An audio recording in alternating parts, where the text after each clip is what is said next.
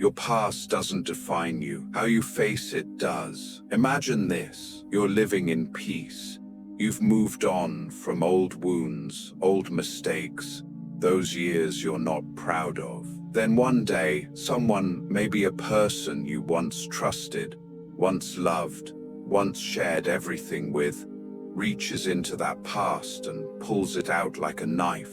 They twist it, reminding you of the pain you thought was gone. And with a voice half pity, half contempt, they say, "You remember that, right? That's who you were." In that moment, your chest tightens, not because the past has returned, but because you realize someone is using it against you. That feeling, it's betrayal all over again. And what's the first thing most of us do? We get angry, we get defensive, we start explaining, we try to prove, "I've changed.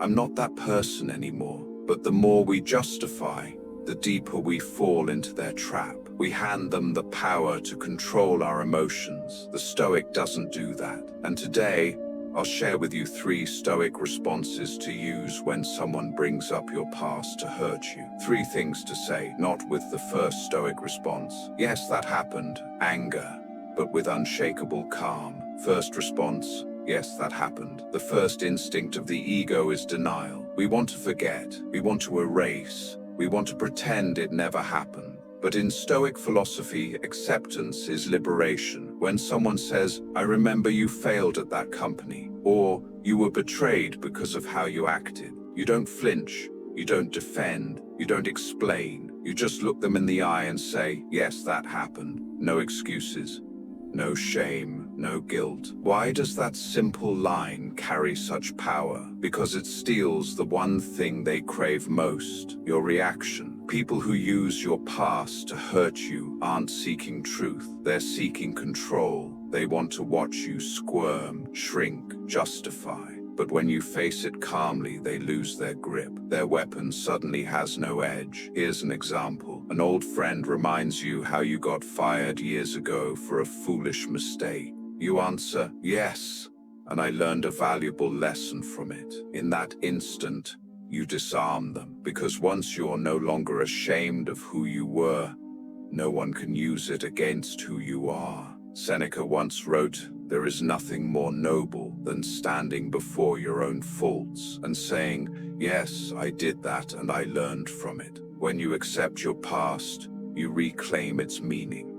You take ownership of your story instead of letting someone else tell it for you. Second response, the second Stoic response, "I've learned from it." Learned from it. This is the sentence that turns your past into power. It shifts the conversation from "I was wrong" to "I've grown." Those who use your past against you only see the person you used to be. What they don't realize is, you're not that person anymore. Like a sword forged in fire, you become sharper with every break. The cracks in your life aren't weaknesses, they're where the light gets in. Think of Nelson Mandela in 27 years in prison, a past that could have crushed any spirit. But he said, "I do not hate them. I learned that true freedom begins within." So when someone tells you you failed in your marriage, how can you speak about love?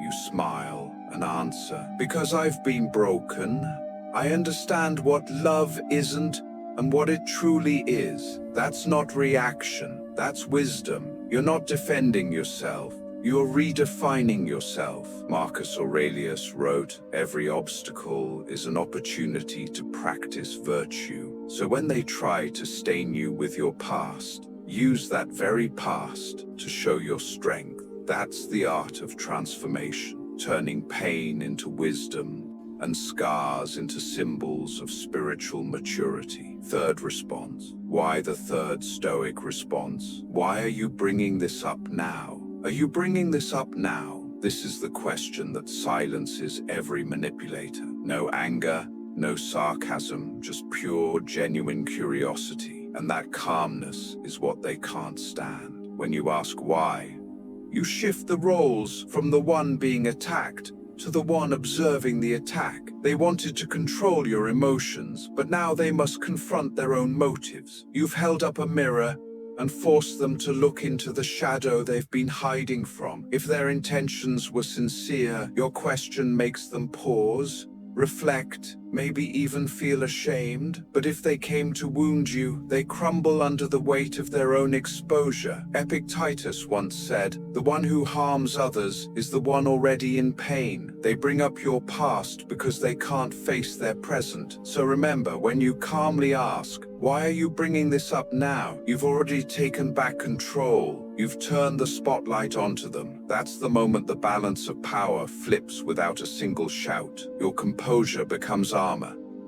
Your silence, a wall of steel. Part 4. The power of silence and emotional control. Power of silence and self-control. The Stoic understands silence is not weakness. It's the highest form of power. When someone tries to provoke your emotions, every impulsive reaction becomes a gift you hand to them. Seneca once said, "The one who angers you conquers you." You might lose the argument, but you win in composure. You might not strike back, but you keep your peace. And in today's world, where everyone is shouting, explaining, and proving, the one who stays silent is the one who holds control. Someone once told me, "You never react. That makes people afraid of you." I smiled and said, "I don't want them to fear me. I just want peace within myself." Once you understand that, you'll see. No one can drag you into the mud unless you step down willingly. Some might say, "But I'm afraid people will think wrong of me." And I ask, if they do, does that change who you truly are? Epictetus once said, "If someone calls you a donkey, do you check a mirror?" Of course not, because you know who you are. That's true freedom, to know yourself and need no one's approval. If they bring up your mistakes, smile. If they twist your past, stay silent. If they want a reaction, let them see you're calm. You owe no explanation for the chapters you've already healed from. Marcus Aurelius wrote, "When someone acts wrongly, it is because they do not know what is right. Teach them through your behavior, not your words." Sometimes the most powerful response is maturity itself. When they try to define you by your past, use your present to reflect who they are. Think about it. We all have older versions of ourselves, ones we're not proud of. But without them, we wouldn't be who we are today. You were once naive, weak, flawed, but those moments taught you courage, patience, and the art of rising again. A man who once struggled with addiction can now guide others to freedom. A person who once failed in business can mentor hundreds to succeed. Someone who was betrayed can become an example of forgiveness. That's how you turn darkness into light. The Stoic doesn't erase the past, they transform it. The Stoic conclusion: freedom through acceptance. Conclusion: the Stoic way to end the story. People will try to use your past to pull you down, not because you are weak, but because your growth reminds them of what they could have become. When you rise, you become a mirror, and not everyone is ready to face their reflection. They don't attack you because you're broken. They attack because you've healed, because your peace threatens their chaos. So remember 3 things. First, acknowledge your past without shame. Second, turn every mistake into a lesson, not a life sentence.